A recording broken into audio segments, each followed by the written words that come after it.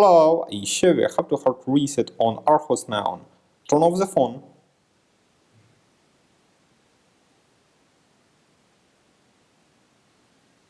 Next, press and hold the power button and volume up key for a few seconds. Release the power key when the Archos logo appears.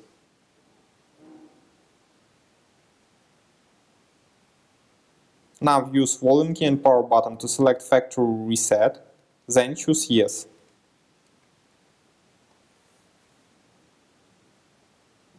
Finally click the power button.